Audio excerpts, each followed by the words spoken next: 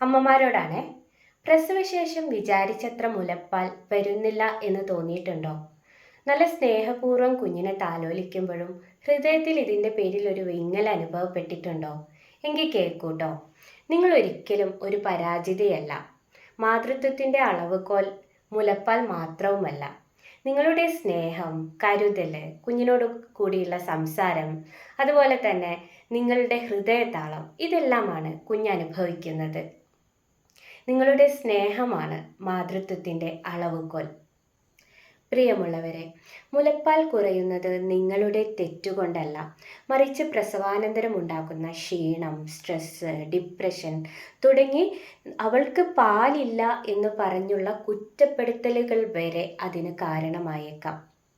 ഇതെല്ലാം അമ്മയുടെ ശരീരത്തിനെ, അതിൻ്റെ ആരോഗ്യത്തിനെ പ്രതികൂലമായി ബാധിക്കുന്നു എന്ന് ചുറ്റുമുള്ളവർ കൂടി മനസ്സിലാക്കേണ്ടതുണ്ട്.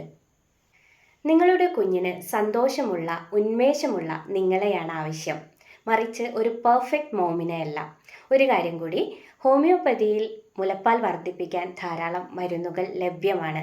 അതുകൊണ്ട് സങ്കടപ്പെടേണ്ട, നിങ്ങളെ കുറ്റപ്പെടുത്തേണ്ട, സ്വയം സ്നേഹിച്ച് തുടങ്ങുക, കുഞ്ഞിനെ സ്നേഹിക്കുക, സന്തോഷമുള്ള ഒരു മാതൃത്വം അനുഭവിക്കുക.